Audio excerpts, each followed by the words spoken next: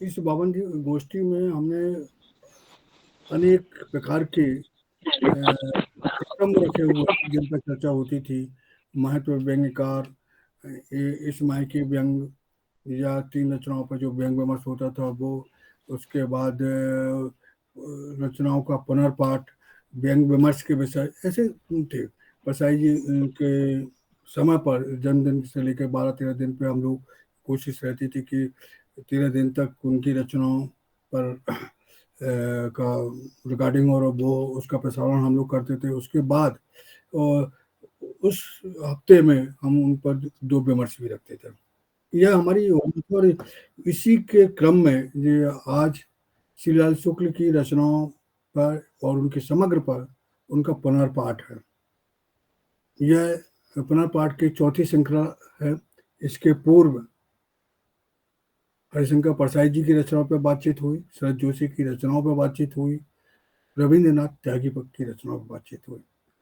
और श्रीलाल शुक्ल पर हम लोग काफी दिनों से सोच रहे थे कि इन पर बातचीत तो हमारे समय के बड़े महत्वपूर्ण व्यंगकार हैं।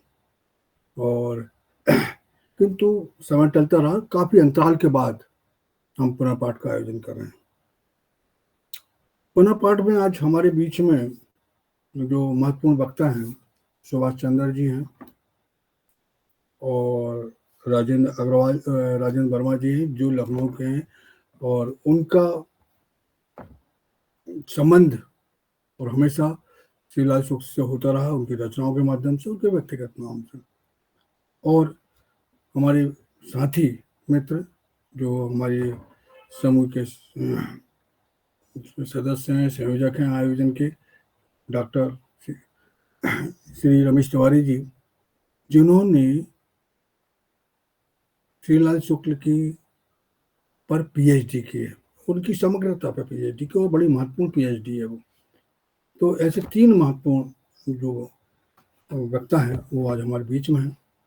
एक और वक्ता थे मधु आचार आशावादी।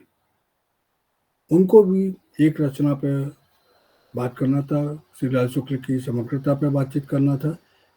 हमारी उनसे लगभग 1 बजे बातचीत हुई थी कि भाई आपको मतलब मैं याद दिलाने के लिए उस दिन जरूर बातचीत कर लेता हूँ सब जितने वक्ता हूँ उनसे। तो हमारी 1 बजे के आसपास बातचीत हुई थी। तो और बहुत बढ़िया थे, ठीक है सर जी आप चिंता नहीं करें मैं जुड़ जाऊँगा। किंतु अचानक उसके बाद लगभग 3-3:30 बजे के बाद पता चला कि उनकी मामा जी की मृत्यु हो गई है और उनको सूचना मिली है और उन्हें अचानक वहाँ जाना पड़ा है। तो उनके इस दुख में हमारी पूरी सहानुभूति है, संवेदना है, वो हमारे साथ हैं। और फिर भी एक कमी है हमारे लिए, उनके लिए, किंतु इस संकट में हम सब रंगधारा के साथी भक्तगण उनके साथ हैं। आज श्रीलाल शुक्ल पर बातचीत होनी है। यह मेरे ख्याल में बड़ा महत्वपूर्ण चैप्टर है कि श्रीलाल शुक्ल पर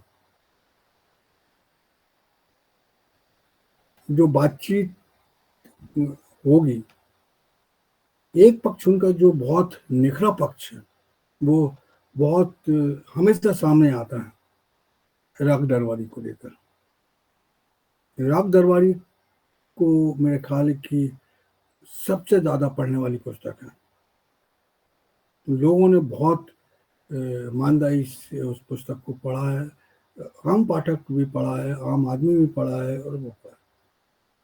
और जो उनकी भाषा का तेवर है, जो उनकी वस्तुनिष्ठता है, जो गांव में जो हो रहा था उस पर उनकी नज़र थी, और जो हम महसूस करते हैं उस पर भी उनकी नज़र थी, और आम जन की नज़र थी, उसको वो बहुत शिद्दत से राग दरबार में उतारते हैं। और इसी वजह से राग दरबारी का जो साहित्यकार भी नहीं है, जिसको पढ़ने का शौक भी नहीं है, उसको भी उन लोगों ने पढ़ा है। और किताबें उपन्यास मांग मांग कर एक से दूसरी किताब, दूसरे तीसरी तक राग दरबारी पढ़ी गई। किंतु श्रीलाल शुक्ल राग दरबारी पर नहीं रुक जाते हैं।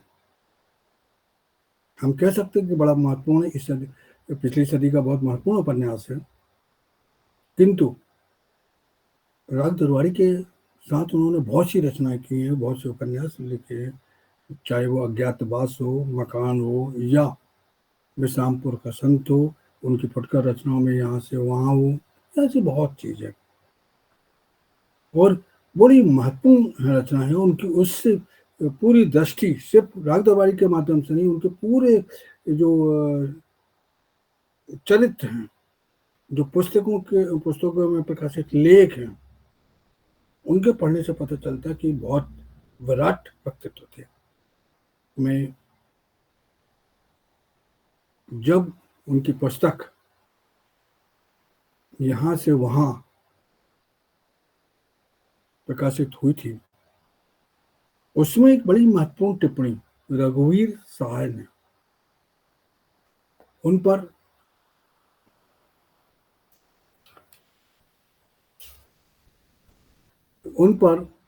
एक महत्वपूर्ण पर्चा लिखा था। पुस्तक के आरंभ में ही पर्चा था। वह पर्चा इतना महत्वपूर्ण मुझे लगा, पढ़ते मैं यहाँ से वहाँ बहुत पढ़ा था, आज फिर मैं ढूंढ कर निकाला, वो अद्भुत है। उस पर्चा से, रघुवीर सहाय के पर्चा से सब लोगों को एक नया शिवलाल शुक्ल दिखेंगे, नए ढंग से शिवलाल शुक्ल दिखेंगे, जो हमारी कल्पना है उससे अलग है। वो मैं उनका 1-1.5 पेज का पर्चा है, उसके कुछ अंश में पढ़कर उनका पक्ष को रख रहा हूं कि देखिए, आज की बांझ राजनीति के जमाने में जहां हजारों आदमियों के मिलकर पत्थर फेंकने से या एक आदमी के अनशन पर जान दे देने से भी सत्ता के कान पर जू नहीं रेंगती, वहां श्रीलाल शुक्ल जबरदस्ती चिकोटी काटते चले आ रहे हैं, जैसा कि इससे कोई चेत जाएगा। यह उनकी जिद है। इसलिए वे हिंदी के जिस पांव को वह काट रहे हैं, वह बड़ी देर से हाथ पर हाथ धरे रखे रहने से सो गया है। पर कितनी कितनी गली है, कितनी भली है यह जिद, अच्छी, सुथरी, शुद्ध जिद। लेखक का अपना खास, अपना और अकेला तथा आखिरी हथियार। आप जानते हो कि इस समाज में साहित्य से कुछ बदलने वाला नहीं, तो जानते रहिए, लेखक आपकी खातिर अपनी आंखें और जुबान बंद नहीं कर सकता। कभी कभी तो यह भी समझता है कि वह अपनी छुरी से सिर्फ पानी काट रहा है, मगर तब भी वह खाली वक्त में छुरी पर धार रखता रहता है कि पारसी थिएटर में भौंका जाने वाला चाकू न बन जाए। श्रीलाल शुक्ल की को अगर हिंदी के पानी पांडवों ने श्रेष्ठ साहित्य के चौके में नहीं बिठाया, चौका माने किचन, साहित्य के चौके में नहीं बिठाया, तो वह हसोड़ बिरादरी में भी दाखिल नहीं हुए। उनका व्यक्तित्व, ग्राम शोभा के वर्णन निकष से यहाँ तक विकृति को सृष्टि नहीं, उसकी खोज करता रहता है। इस मामले में वह अपने समकालीन परसाई से काफी भिन्न है। जो कि टूटने योग्य है, उसे तोड़ ही डालने में कायल है। और शरद जोशी या रविंद्रनाथ त्यागी से तो बहुत ही भिन्न है, जिन्होंने चुनी हुई चीजों पर हंसने हंसाने में दक्षता अर्जित की है।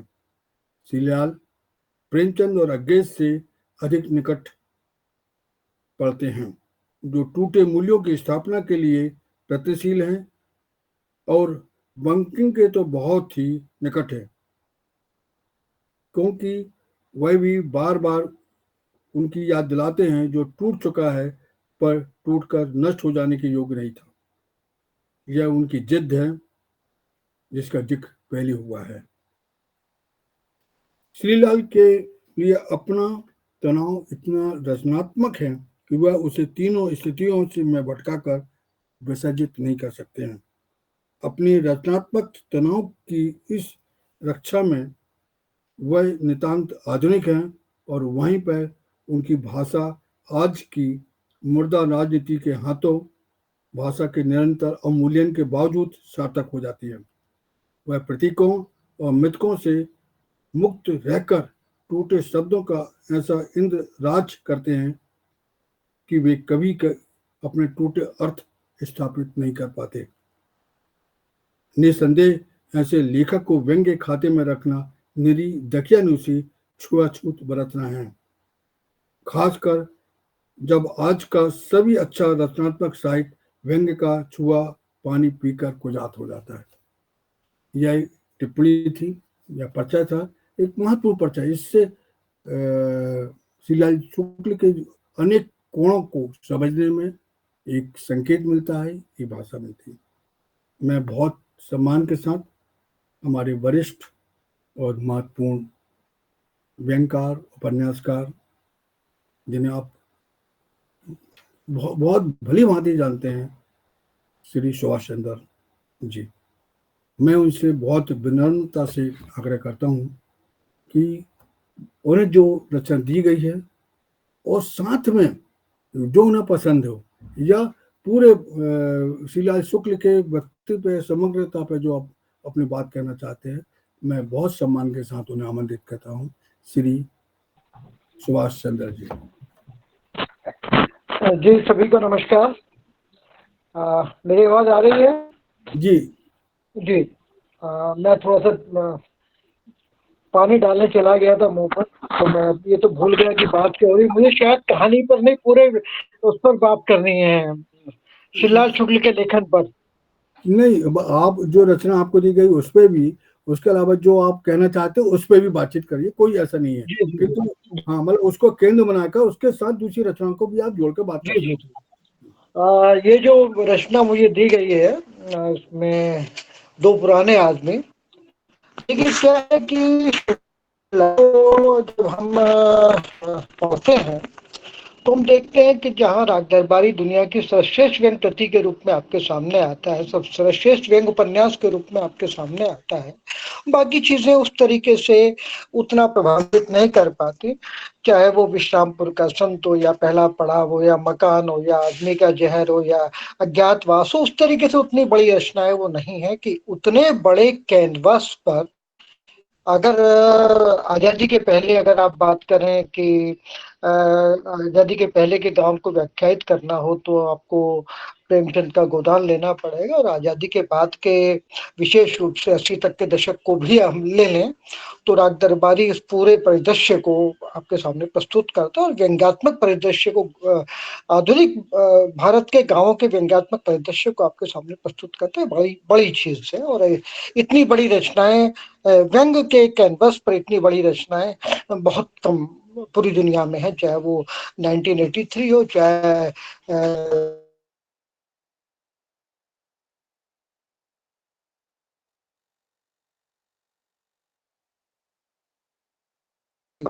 तो निसंदेह। और जहाँ राग दरबारी है फिर वहाँ बाकी चीजें बहुत अलग रह जाती हैं, और राग राग दरबारी अलग से दिखता है।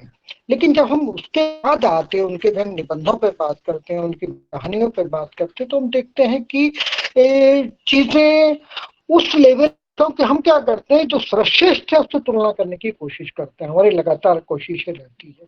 मैं अपनी बात करता हूँ, मैंने पहली बार राग दरबारी पढ़ा था तो मैंने श्रीलाल जी की सारी चीजें खोज खोज कर पढ़ी, चाहे उनकी वो कहानियां हो, चाहे बाकी के उनके उपन्यास हो, आदमी का जहर से लेके, और सब कुछ पढ़ डाला, जासूसी उपन्यास भी उनके मैंने पढ़ डाला, सब कुछ पढ़ा। लेकिन लगा कि भाई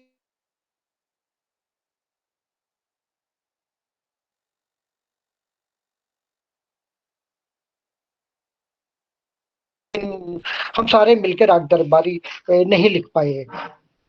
खैर वो एक बड़ी बात हुई, लेकिन जब व्यंग कथाओं की बात करते हैं, व्यंग निबंधों की बात करते हैं, और जैसे कि ये व्यंग कथा है वो पुराने आदमी, ये रचना शैलीगत स्तर पर और थोड़ी सी लापरवाही से लिखी गई रचना है।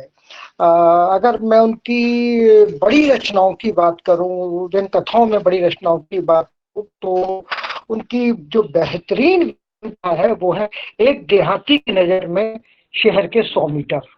जिन लोगों ने वो रचना पढ़ी है वो देखते हैं वो कांजी हाउस में बंधे हुए घोड़े गधों और गायों से तुलना करते करते देश के पूरे परिदृश्य को आपके सामने उपस्थित करते थे। राजेंद्र वर्मा जी जैसे लाल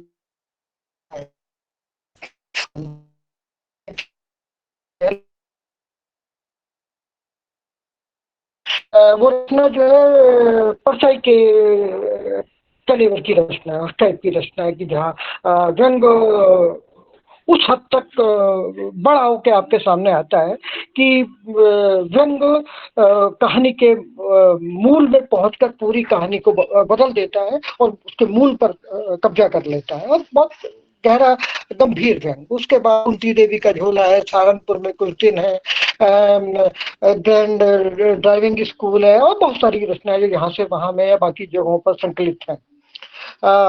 लेकिन बहुत सारी रचनाएं ऐसी हैं शिवलाल जी की जो बहुत अपील भी नहीं करती है। एक उनकी एक बहुत ही मतलब मैं कहूँ बचकानी सी रचना है, एक मम्मी जी का गधा, जहाँ पर सहारनपुर में कुछ दिन में 3 रचनाएं सिर्फ है, कुंती देवी का झोला, मम्मी जी का गधा और सहारनपुर में कुछ दिन, मेरे ख्याल यही नाम है।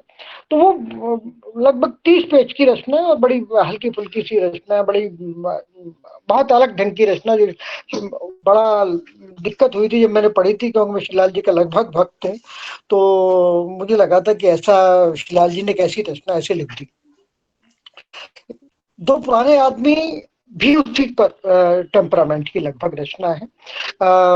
वो रचना व्यंग के स्तर पर तो बढ़िया है, लेकिन शिल्प के स्तर पर बीच बीच में जैसे लगता है थोड़ा सा लापरवाही से लिखी गई रचना है।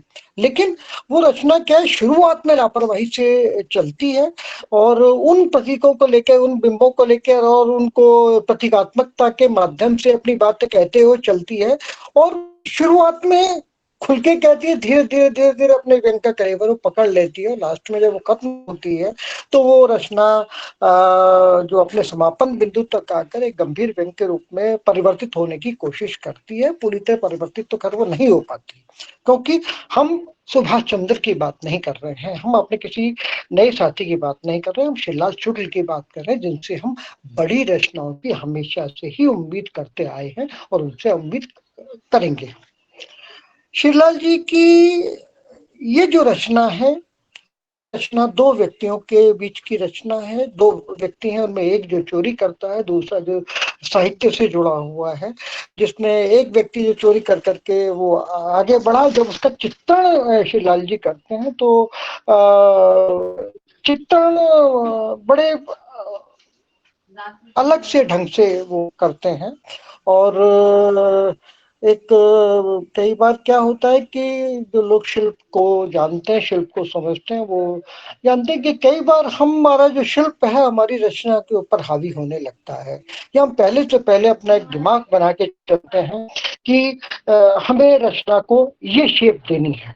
रचना को हम उसकी परिणति तक नहीं जाने देना चाहते, हम उसी शिल्प में अपने मन में गढ़ लेते हैं शिल्प, और उस शिल्प के बेस पर रचनाओं को आगे बढ़ाने की कोशिश करते हैं। तो ये रचना उस टाइप की रचना है। जब वो शिवलाल जी बात करते हैं उसकी चोर की, कि वो चोर किस तरीके से उसने आगे बढ़ा, उसके बाद वो चोरी कर करके वो आगे आया, उसके बाद वो रिटायर हुआ, रिटायर होने के बाद वो दोनों दोस्त मिलते हैं, दोनों दोस्त मिलने के बाद वो एक साहित्यकार है, एक चोर है, उसके बाद वो जाकर उनकी कोशिश जो है, उनकी कोशिश ये है कि वो साहित्यिक चोरी को और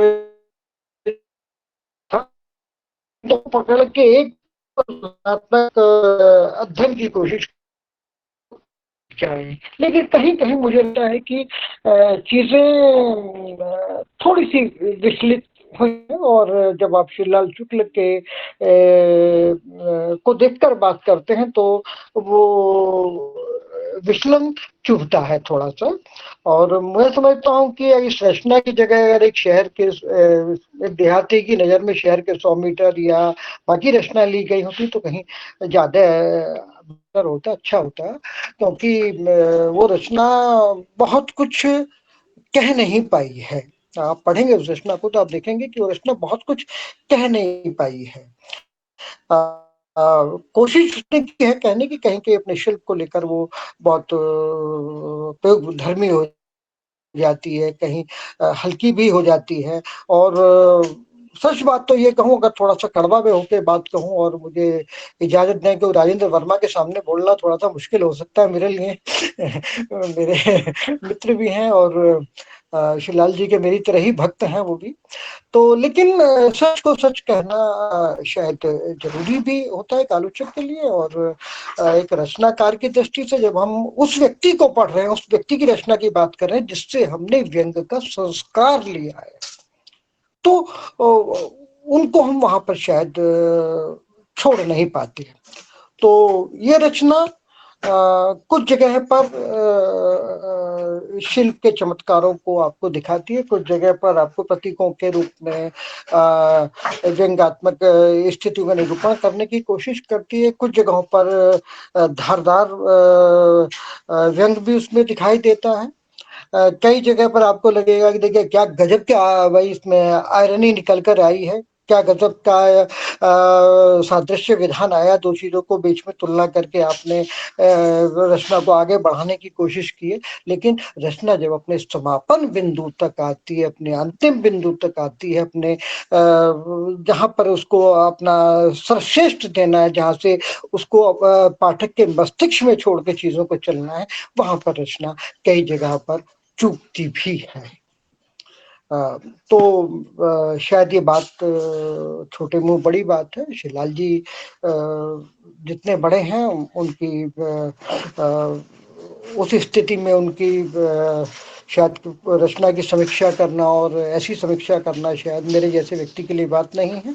लेकिन शिवलाल जी जैसे लोग ही हमको ये सिखाते हैं कि जब आप व्यंग लिखें या व्यंग की आलोचना करें या जब आप जीवन की साहित्य की आलोचना करें तो आप ईमानदारी से अपनी बात कहें। तो मित्रों, मैंने अपनी बात कोशिश की है कि थोड़ी सी ईमानदारी से कहूँ, हो सकता है कहीं मैं कुछ गलत कह गया हूँ, उसके मैं आप सभी से क्षमा मांगता हूँ। लेकिन मुझे लगा कि मेरा सच यही है। नमस्कार, धन्यवाद।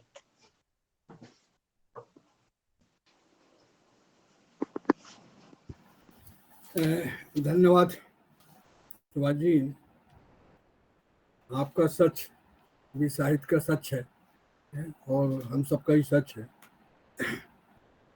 शिवलाल शुक्ल के बारे में निश्चित है कि उनकी कुछ रचनाएं हमें कमजोर लग सकती हैं, क्योंकि हमारा जो पठन पाठन का स्तर है और क्या कहते हैं कि उस चिंतन का जो स्तर है बढ़ गया है, किंतु युवा पीढ़ी के लिए, आज की पीढ़ी के लिए तो निश्चित ही भले रचना हल्की हूँ किंतु मार्गदर्शन करती है। मतलब जैसे दो पुराने आदमी में भी बड़ी महत्वपूर्ण एक दो बात कही गई है कि तुलना की है, एक चोर है और एक साहित्यकार है, दोनों में समानताएं हैं, दोनों में वो उनके मन में जो शिकायत रहती है कि हमारे धंधे में अवमूलन हो रहा है, चाहे साहित्य में अवमूलन हो रहा है या चोरी में अवमूलन हो रहा है। तो ये सब बात, तो मैं अब हमारे साथी राजेंद्र वर्मा जी जो गजलकार हैं, कवि हैं, व्यंगकार हैं और आप सब जानते हैं उनके तेवर को, उनके मिजाज को, उनके निडरता को, जो बात वो कहते हैं वो खुलकर कहते हैं, कहीं कोई किसी प्रकार का लाग लपेट नहीं। और मैं बहुत सम्मान के साथ उन्हें आमंत्रित कर रहा हूँ। इसके पूर्व मैं बताऊँ उनको कुंती देवी का झोला रचा दी गई थी, उसी के बहाने पूरी बातचीत करने गए करना था, किंतु साथ में क्योंकि मधु आचार्य जी आज हमारे बीच में नहीं आ पाए, तो उनको दूसरी रचना अंगद का पाँव, हाँ, तो दी गई। तो एक मिनट में एक बात कहना चाहता हूँ, 1 मिनट के लिए। हाँ बिल्कुल हाँ करिए सैनी जी, मुझे कार्यक्रम में जाना है, ऑफलाइन कार्यक्रम में उसकी अध्यक्षता करनी है मुझे। जी 5 बजे से कार्यक्रम में, आप सभी से क्षमा चाहता हूँ प्लीज। नहीं, ठीक ठीक है, जी बहुत बहुत धन्यवाद जी, आपका, दूर बहुत। जाना है मुझे थोड़ा सा। जी जी जी जी नमस्कार, मैं सुनते हुए जाऊंगा गाड़ी में भी। जी जी जी नमस्कार, सबको नमस्कार। नमस्कार, ठीक।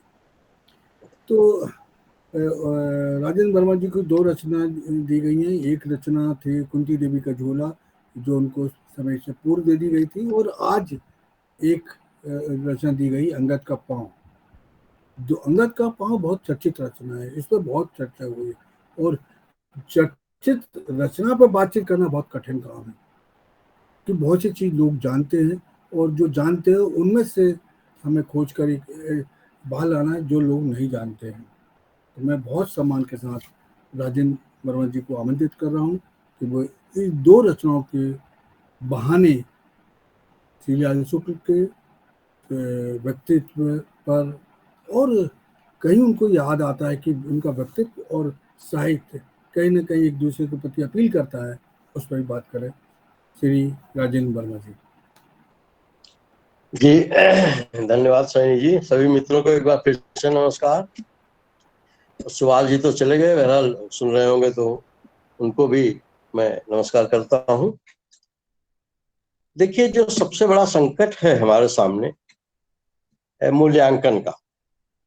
तो परसाई जी ने जो लिखा है, उसका जो फॉर्मेट व्यंग का तैयार कर दिया है निबंधों में और कथात्मक रचनाओं में, उसके मद्देनजर हम चाहे श्रीलाल जी को देखें, चाहे हम रविन्द्रनाथ त्यागी को देखें, और कहीं कहीं शरद जोशी को भी, तो सबसे बड़ा संकट मूल्यांकन का यह है कि रचना में स्पिरिट, व्यंग एक स्पिरिट के रूप में आया है, या कोई हम मुकम्मल व्यंग रचना ही के तौर पर देख या पढ़ रहे हैं।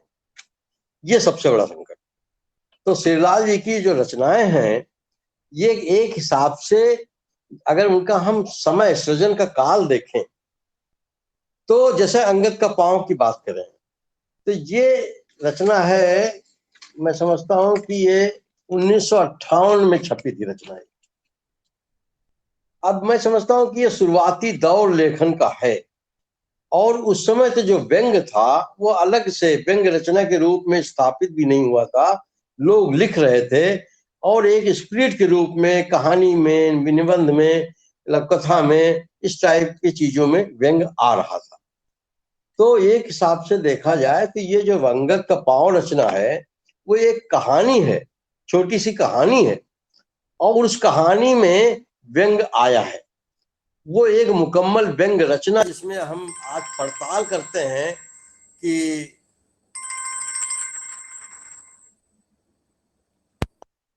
आज ये पड़ताल करते हैं कि कितना विसंगत या विद्रूप का चित्रण किया गया है ईमानदारी से।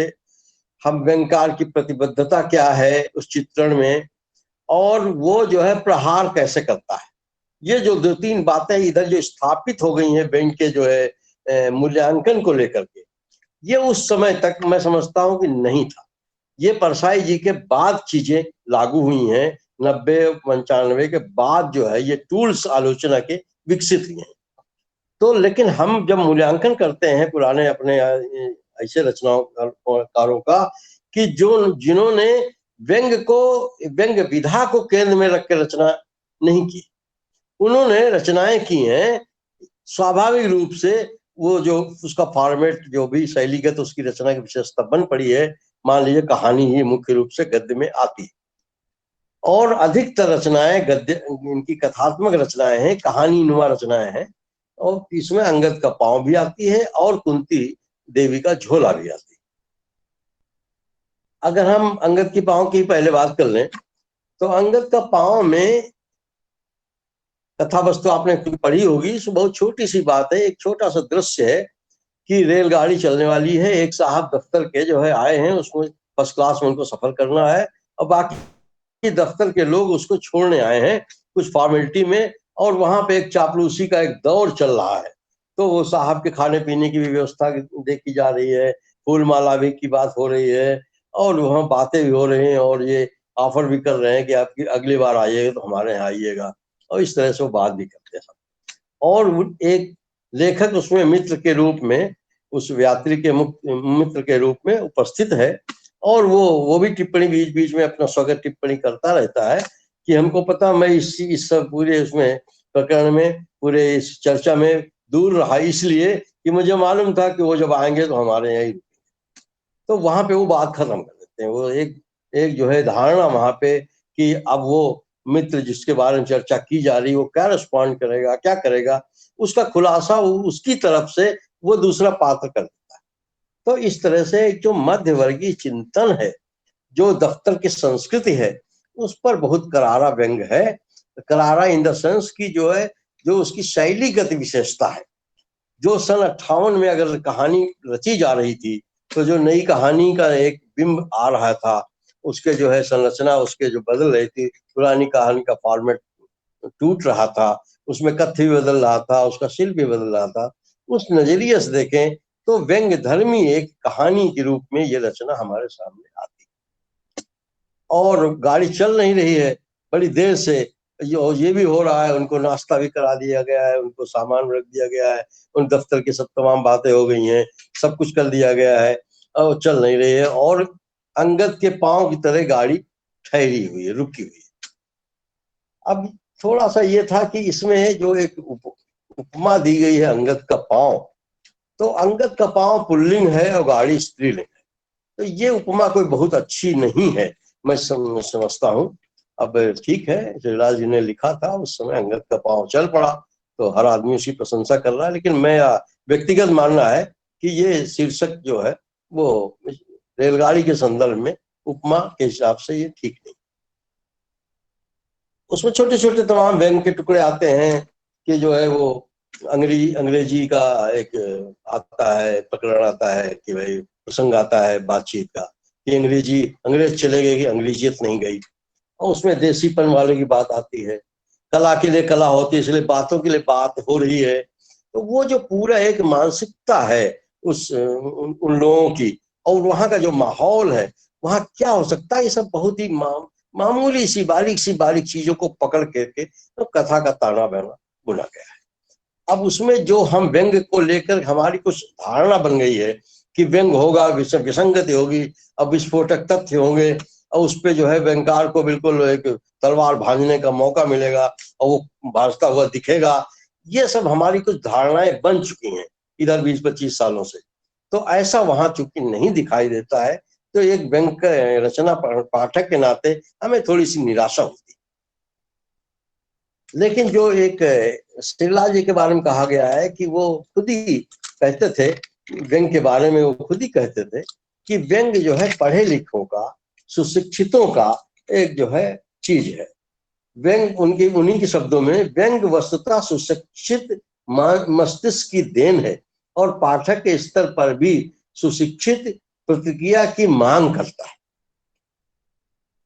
दूसरी बात वो कहते हैं, वह पाठक को गुदगुनाने के लिए नहीं, बल्कि किसी विसंगत या विडंबना के उद्घाटन से उसके संपूर्ण संस्कारों को विचलित करने की प्रक्रिया है।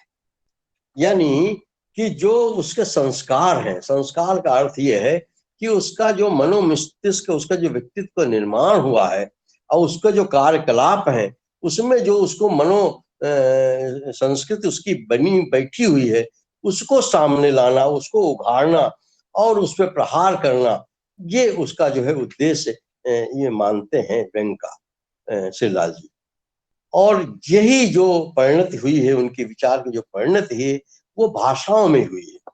उसकी जो भाषा है, कायदे से देखा जाए तो व्यंग की भाषा है, श्रीलाल जी भाषा के मास्टर है, भाषा के टूल से वो व्यंग रचते हैं।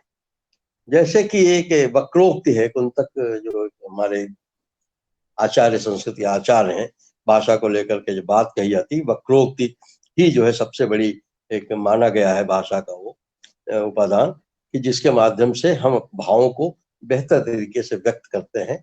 तो वो जो वक्रोक्ति है, वो वक्रोक्ति का बहुत अच्छा इस्तेमाल करते हैं और इसको जो है किसी प्रकार से, जैसे कई लोगों ने जब भी मूल्यांकन की बात आई है श्रीलाल जी के, तो भाषा ही प्रमुख उसका जो है माध्यम रहा है मूल्यांकन का, वैचारिकी के साथ साथ।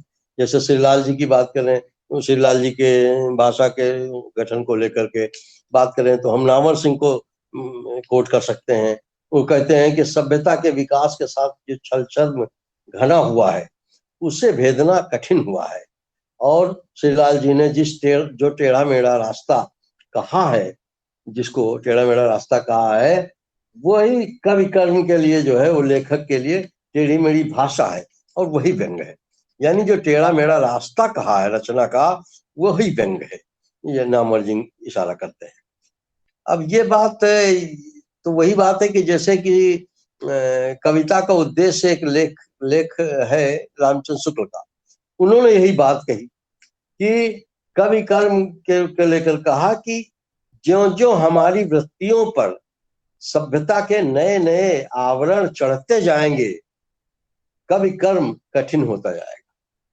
यानी ज्यों ज्यों हम सभ्यता के हिसाब से विकसित होते जाएंगे, त्यों तो कवि कर्म कठिन हो जाएगा। क्यों कठिन हो जाएगा? अगर हम उसको साधारण रूप से देखें तो इसलिए हो जाए कि हम छल छद्म हमारा जीवन शैली बन चुका होगा, तो वो हम छद्म को हम भेद नहीं पाएंगे, हमें लगेगा ही नहीं कि छद्म है, क्योंकि छद्म हमारी जीवन शैली बन चुकी है और वो मूल्य में शामिल हो चुका है। तो कवि कर्म कठिन इसलिए हो रहा है कि जिसको हम विसंगत कहते हैं अपने रचना के माध्यम से, वास्तव में वो सामाजिक मूल्यों में विसंगत है ही नहीं, विसंगत का तो स्वरूप ही बदल चुका है, इसलिए कवि कर्म कठिन हो गया या व्यंग्य कर्म कठिन हो गया। तो ये चीज है। तो ये इस लिहाज से हमें श्रीलाल जी की जो रचनाएं हैं उनको देखना पड़ेगा। और अब मैं बात करता हूँ कुंती देवी के झोले पर। तो जो जैसा कि मैंने पहले कहा कि ये जो हमें पूरी कहानी के रूप में इनकी रचना को देखना है। अब ये एक जो है व्यंग्य धर्मी रहस्य कथा है। जिन लोगों ने पढ़ी है वो जानते होंगे कि झोला कहीं ढूंढे नहीं मिलता है। पुलिस और डकैत, जो कुंती देवी एक डकैत हैं, 10 सुंदरी हैं पुलिस की भाषा में, और उनके साथ के लोग आते हैं, उनका झोला खो गया है, झोले में जेवर है, तो वो जो झोला मिलता नहीं। पुलिस भी धमकाती है कि झोला दे दो गांव वाले को, उसमें प्रधान भी शामिल है, कैसे किस तरह से करता है उसका बहुत बेहतरीन चित्र खींचा है श्रीलाल जी ने, कि वो पुलिस किस प्रकार से बात करती है। तो इस तरह से है। तो कुल मिला के इस तरह से कि जो ये हम जब रचना का मूल्यांकन करते हैं तो हमें श्रीलाल जी की अगर की रचनाओं की बात करें तो खास तौर से हमें उसकी जो भाषा है, भाषा के माध्यम से जो बातें कही गई हैं और कथा तत्व को किस तरह से आगे बढ़ाया है, इस नजरिए से ही हमें इसको देखना है। अब इसमें कुंती देवी के वाले झोले में डाकू और पुलिस के बीच जो जनता पिस रही है उसका बड़ा रोचक चित्र है। विवरण इतना सटीक है कि जैसे फिल्म चलती, रहस्य, रोमांच और अंततः जासूसी की कुंजी पाठकों के हाथ में। कुंती देवी की जिस झोले को लेकर कथा का ताना बाना बुना गया है उसमें की सोने की पोटली है एक, जिसकी 5 लाख कीमत बताई गई है, जैसा कि पुलिस बताती है।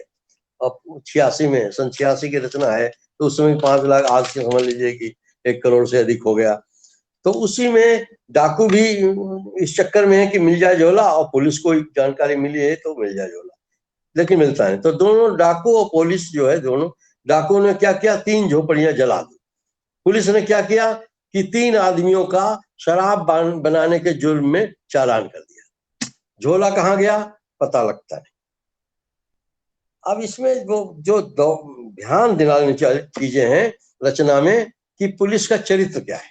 अब पुलिस का चरित्र है, अगर आप रचना का देखें तो ये रचना पुलिस का चरित्र कहाँ आता है कि जैसे ये कहा गया कि उसी दिन सरे शाम गांव में पुलिस ने धावा बोला। आते ही उन्होंने एक एक घर की तलाशी ली, और जब उन्हें कुंती देवी का झोला नहीं मिला तो 2 घरों में उन्हें देसी कारतूसी तमंचा मिल गया।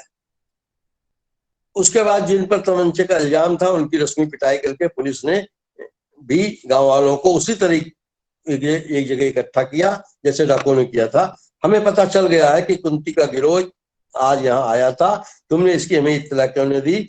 क्यों वे प्रधान के बच्चे? ये पुलिसिया एक ढंग है बोलने का।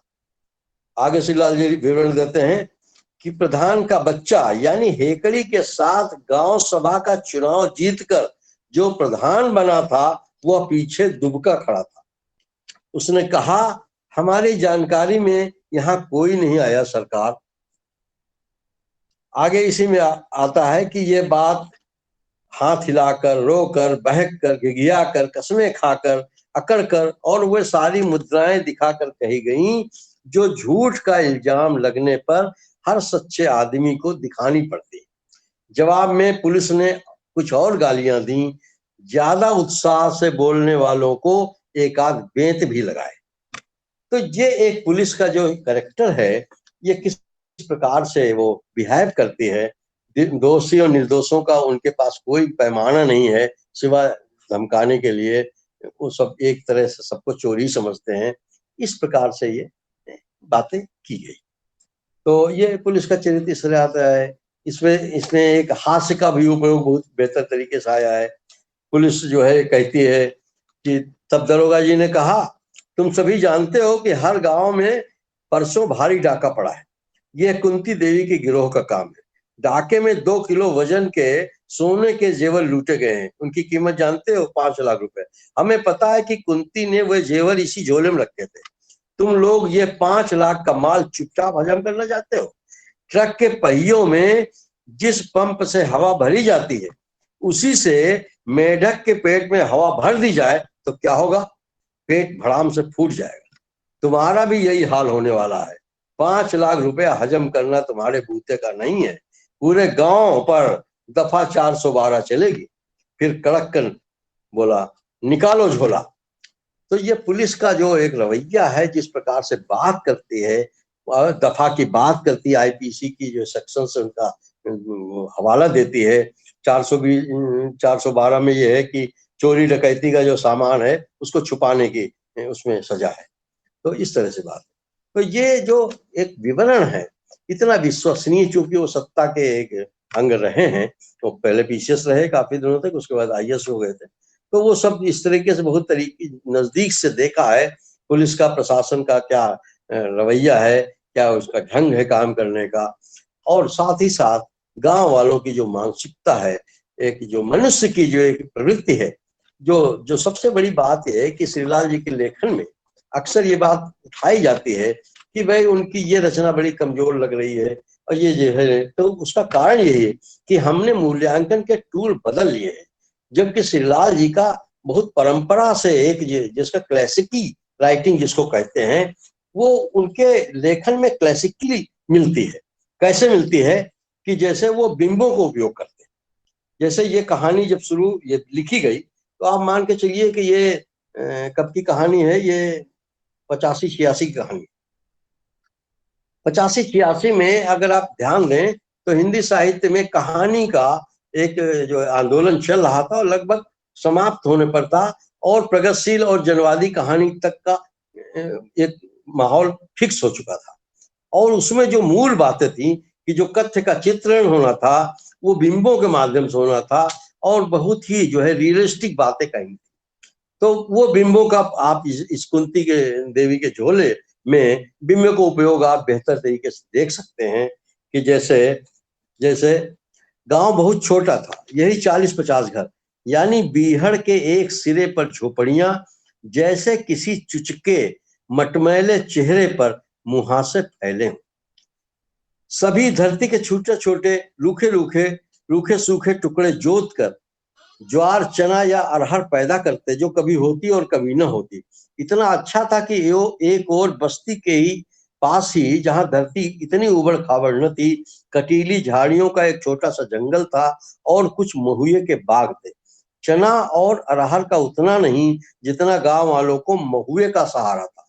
वह महुए के फूल सुखाते, उनकी कच्ची शराब चुआते, बचे हुए फूलों में सफेद तिल मिलाकर उन्हें कूटते और खाते। फल के छिलके की गर्मियों में सब्जी पकाते, फल का तेल निकालते, और साल में एक आध बार जब तीज त्योहार में पूड़ी खाने की धार्मिक मजबूरी होती तो इसी तेल में पूड़ियां तलते। महुए के पत्तों का पत्तल में उपयोग करते। महुए की लकड़ी कमजोर होती है, चौखट और दरवाजे उतने अच्छे नहीं बनते हैं, पर वे दरवाजे और चौखट भी बनाते। मर जाने पर, ध्यान दीजिए, मर जाने पर महुए की लकड़ी अपनी चिता में जलाते, जिसके लिए वह घरेलू फर्नीचर के मुकाबले सचमुच ही ज्यादा कारगर सिद्ध होती। तो यह जो अंश है ये किसी काल्पनिक कहानी का चित्र लगता है, ना कि किसी व्यंग्य रचना का, क्योंकि जब हम व्यंग्य रचना की बात करते हैं तो ऐसी विवरण की हम उम्मीद नहीं करते। तो श्रीलाल जी को जब हम देखना होगा तो हमें इस हिसाब से भी देखना होगा कि वो किस समय लिखी गई और उनके लिखने की एक जो ढंग था, उनका जो एक प्रिय शैली थी, वो क्या थी। इसी तरह से मनोवैज्ञानिक तथ्य हैं इसके अंदर कि जो है तमंचा बोलने पर ही अपनी आवाज से वो सब आ गया। तो दो लड़के आखिर में आते हैं तो अपनी आवाज से ही, अब ये जो ध्वनि का एक प्रभाव है, जो अपने ऊपर उसका प्रभाव पड़ता है, ये किशोर मनोविज्ञान का बहुत बड़ा एक पहलू है, जिसको एक वाक्य में ही बांधा गया है। इसी तरह से टेढ़े मेढ़े भड़कों वाली बात कही गई है कि उसमें जाने जाने पर जाते हैं किस प्रकार से, तो ये सब बात है। और छोटी छोटी चीजें हैं। तो जो इनकी शैली है, लेखन की जो शैली है, अब जैसे इसमें देखिए कि गरीब परिवार है, गरीब गांव है, गांव का गांव पूरा गरीब है, और उसमें वो परिवार, उस बच्चे जिनके हाथों झोला लगा, हालांकि उसमें सोने के जेवर नहीं मिले, बाकी चीजें मिली, उसी में एक पिस्तौल मिला, रिवॉल्वर मिला, और जो उसको देखने से उसको कायदे से सहला रहे थे, उसको देख रहे थे, उसी में अचानक चल गया। तो जब चल गया तभी पुलिस उसको घेर लेती है जंगल को तरीके से। तो अब वो देखते, उसमें देखिए चित्र, देखिए छोटा चित्र है, 4 लाइन देखिए कि ऊपर झोला मिल गया, झोला तो खींच लिया, पर बड़े की उंगलियां ठीक से चल नहीं रही थी, मुश्किल से उसे खोल पाया। ऊपर एक मैला तौलिया था, उसे धीरे से झटक कर उसने जमीन पर डाल दिया। उसके नीचे एक कपड़े की छोटी सी पोटली थी, उसे खोलने पर 4 सूखी रोटियां मिली, एक बड़ा सा प्याज भी।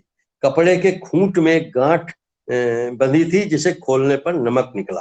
फेंक दे, रोटियां कई दिन की बासी है।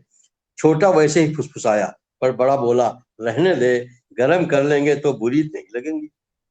तो ये जो बात है, ये जो वाक्य है, तो आप ये समझिए कि जो एक रचना जब आती है हमारे सामने, तो उसमें कई पहलू, कई बातें, चीजें लेकर के आती हैं, और लोगों का जो बिहेवियर रहता है, सामाजिक जो उसमें भूमिका लोगों की रहती है, जो मनुष्य है उसके अंदर, मनुष्य के विविध रूप हैं, उनकी प्रवृत्तियां हैं, उन पर प्रहार करना, उन पर उनको जो है निशाने पर लेना, श्रीलाल जी की एक व्यंग्य की फितरत रही है।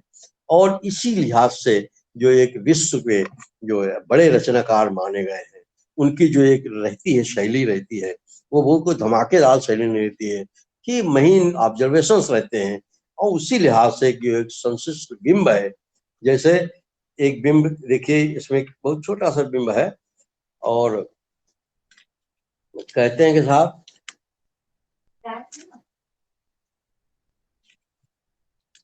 कहते हैं कि उनकी जगह लालटेन जला, गांव वाले ढूंढ रहे हैं, लालटेन जलाकर कुएं में कई बार कांटा भी डाला गया। सवेरा होते ही उन्हें आसपास का जंगल, बागें और बीहड़ भी छाना, पर झोला नहीं मिला। उनकी जगह उन्हें गांव के दूसरी ओर के बीहड़ की राह से आते हुए वह 5 आदमी मिले, जो द्वापर होता तो कुंती के 5 पति होते, कलयुग में केवल उसके कारकून थे। यानी कुंती, यहाँ पे वो कुंती वो नहीं है पौराणिक पात्र, बल्कि कुंती ये है जो कुंती देवी है, डकैत है, तो उसके 5 पति होते। यानी कब, अगर वो द्वापर होता, जैसे कि द्रौपदी ने साहस दिखाकर 5 पतियों के साथ निभाने की बात की थी। लेकिन अब कलयुग है, तो वो भले ही वो गुप्त रूप से 5 पति रखे, लेकिन सामने के रूप में वो कारकून, उसके कर्मचारी ही कहलाएंगे। तो ये जो एक बात है, तो जो समय काल को वो पौराणिक से लेकर के, इसी तरह से एक ऐतिहासिक भी उसका चित्र आया है इसमें एक जगह पर, कि जो है वो कहते हैं कि साहब वो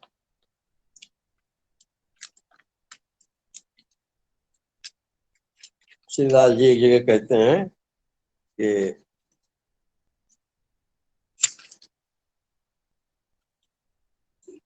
प्राचीन काल होता तो मुंह में तिनके दबाकर और अपने आगे आगे कोई गाय लेकर आते, पर बिना इन अलामतों के भी उनके चेहरे बता रहे थे कि वह सभी अपने प्राणों की भीख चाहते। ये एक वो है हिस्सा है। इसी तरह से ये डकैतों डकैतों बात हो रही है। डकैतों ने डांट डपट नहीं की। ताकत के एहसास से उपजी जिस शिष्टता का परिचय नादिर शाह ने शहंशाह मोहम्मद शाह से कोहिनूर हीरा हासिल करने के लिए दिया होगा, उसी के साथ वह गांव वालों को अपनी बात समझाते रहे। कल उनका गिरोह इसी गांव से निकला था। इसी कुएं पर रुककर उन्होंने रोटी खाई थी। चलते वक्त कुंती देवी अपना झोला यहीं कहीं भूल गई थी, अभी उसका पता नहीं चला है। गांव वालों को चाहिए कि वह जहां कहीं भी छिपा कर रखा गया हो उसे निकाल कर वापस कर।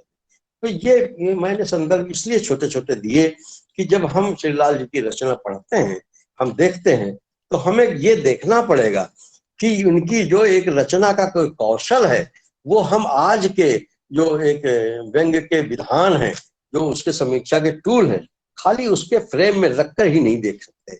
हम पूरे उसके रचना काल का, उसकी एक प्रविधि की और उसकी एक जो है पूरा फोकस है, रचना का जो उद्देश्य है, उसको हमें सामने रख कर देखना पड़ेगा, तब हम मूल्यांकन कर पाएंगे। और चूंकि वो खुद ही व्यंग्य को एक स्पिरिट के रूप में मानते थे, जैसा कि परसाई जी भी मानते थे, लेकिन उन्होंने रचना में वो इसके इतर अपना दिखाया है कौशल। जबकि श्रीलाल जी वो रचना में स्पिरिट ही मान के हुए, वो चाहे उपन्यास लिखे, कहानियां लिखी, वो स्पिरिट से आगे नहीं, उसको एक व्यंग्य के रूप में अलग से नहीं दिया, जैसा कि उन्होंने उनके लेखन से जाहिर है और हम लोग की आपसी बातचीत से भी पता लगता रहता था। तो इस तरह से मैं ये कहना चाहूंगा कि श्रीलाल जी का जो लेखन है, व्यंग्य लेखन है, वो व्यंग्य लेखन को खाली हमें व्यंग्य तक सीमित नहीं रखना है, हमें उसको पूरे परिदृश्य में उसकी पूरी साहित्यिक जो उसकी पृष्ठभूमि है, उसके जो साहित्य का जो उद्देश्य है, वो जो जो जो जो कथा और लेखन की जो प्रविधियां हैं, जिसमें कथा प्रविधि एक विशेष रूप से आती है, उपन्यास भी उसी तरह से है, तो वो सारी चीजों को उस नजरिए से हमें देखना होगा, तब हम सही अर्थों में उनका मूल्यांकन कर पाएंगे। बहुत बहुत धन्यवाद।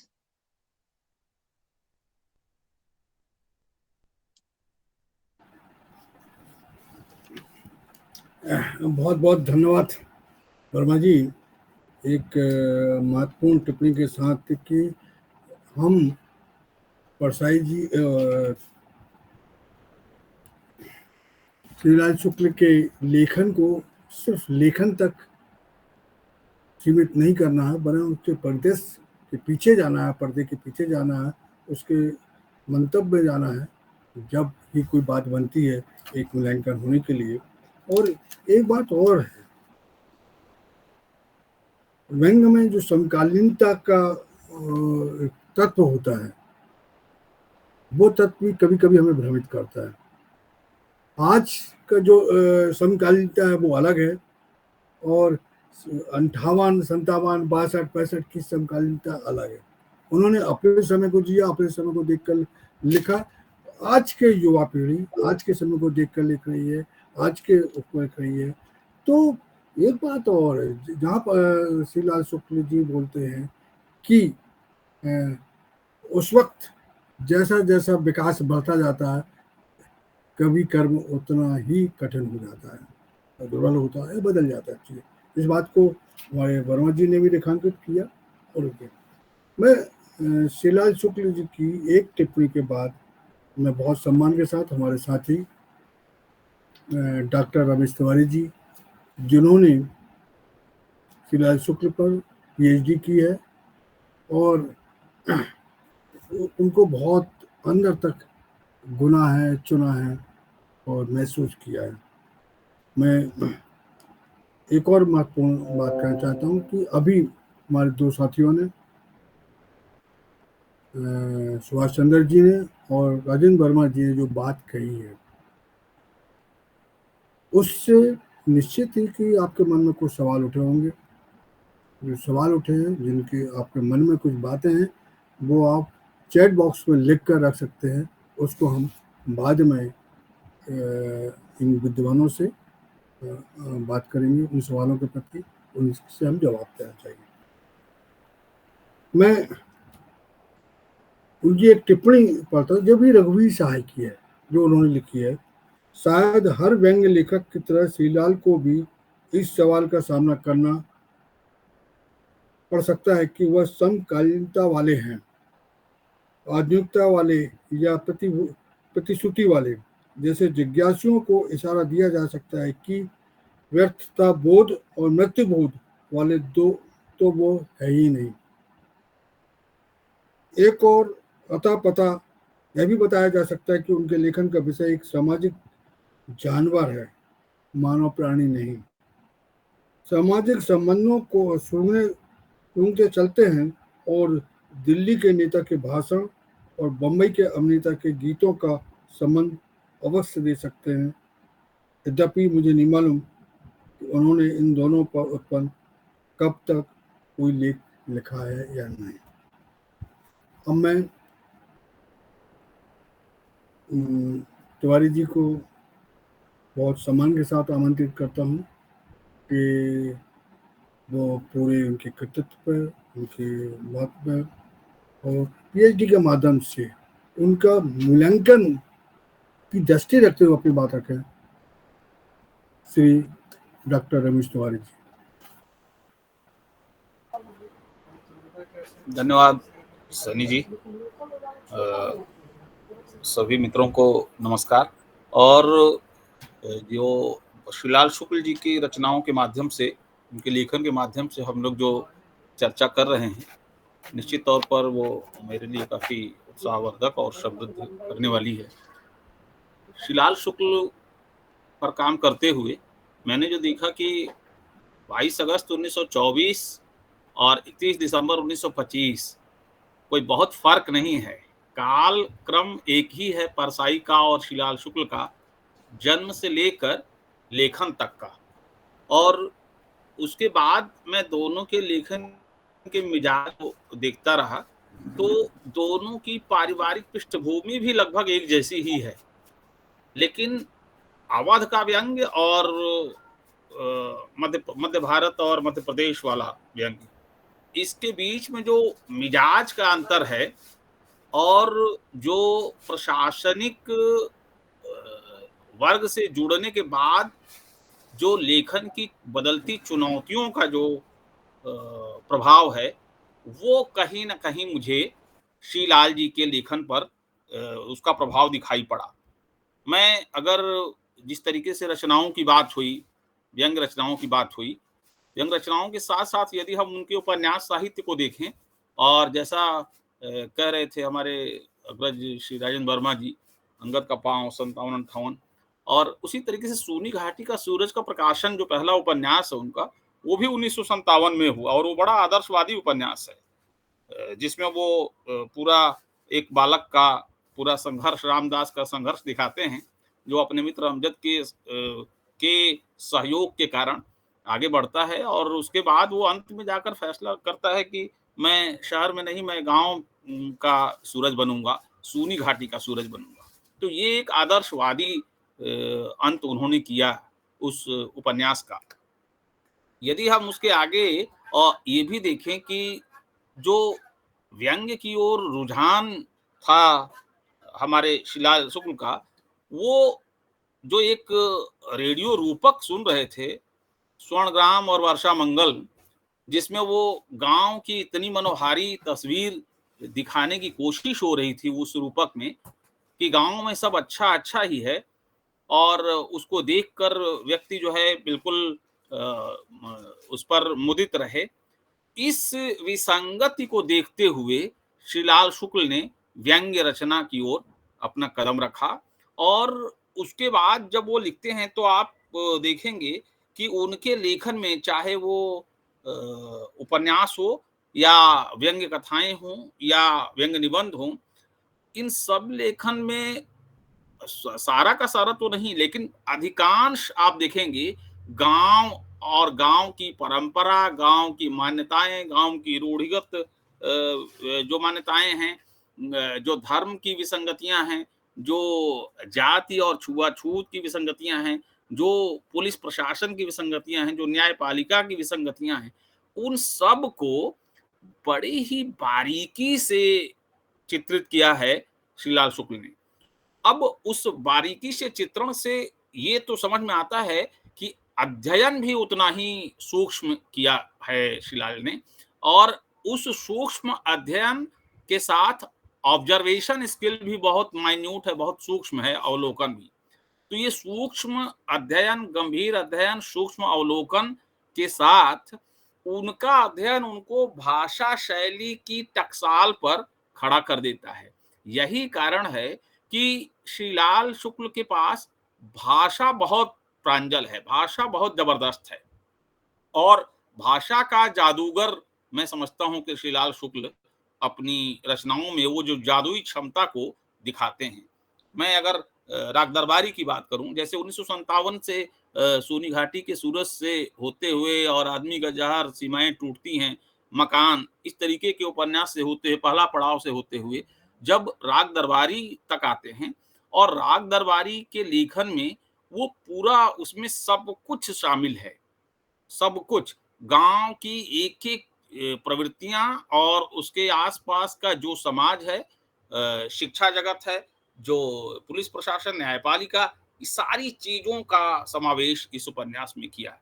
और शिक्षा जगत पर बहुत बारीक उनका प्रहार रहा। जैसे मैं कहूं कि शुरुआत में ही जो ट्रक ड्राइवर है, रंगनाथ जाना चाहता है, साधन नहीं है, गांव की ओर जाना है मामा जी हमारे वैद्य जी के यहाँ, तो ट्रक से जाना चाहता है, तो ट्रक वाले को हाथ देता है, ट्रक वाला रोकता है और वो बिठा लेता है ट्रक ड्राइवर।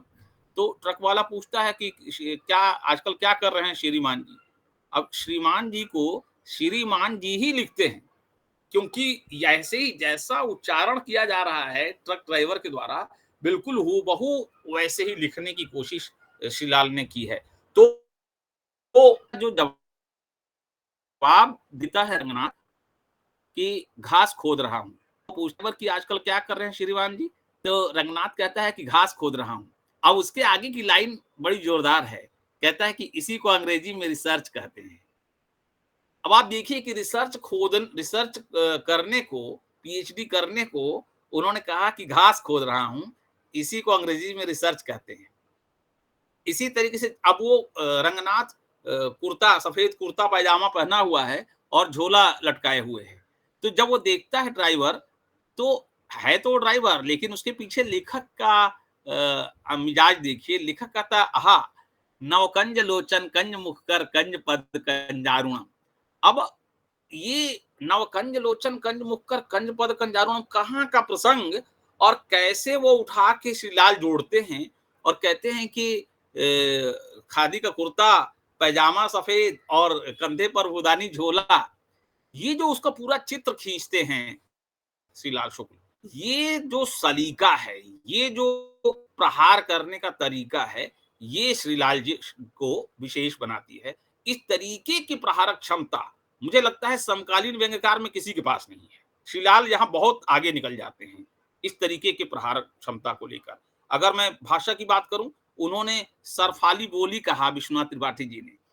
उनको कहना है कौन साला बोलता है, तो कहते हैं करफौन सरफाला बोलता है। अब आप देखिए कि मतलब जो पाठक है उसको ये अभिव्यंजना से, संकेत से समझा रहे हैं, लेकिन खुद अपने आप को बचा रहे हैं। राग दरबारी में शिक्षा पद्धति की बात करते हैं तो वो बोलते हैं वर्तमान शिक्षा पद्धति रास्ते में पड़ी हुई कुतिया है जिससे कोई भी लात मार सकता है। अगर हम इसमें पूरा, और ये जो गांव का जो ग्रामीण है, इसके पहले गांव का जो ग्रामीण था वो गोदान वाला गांव था। 1968 तक आते आते स्वातंत्रोत्तर भारत का जो गांव का व्यक्ति था वो अब गोदान वाला होरी और गोबर और धनिया की तरह नहीं रहा, वो अब शनिचर की तरह हो गया है, और बद्री की तरह हो गया है, रूपन की तरह हो गया है, कुशहर प्रसाद की तरह हो गया है, छोटे की तरह हो गया है।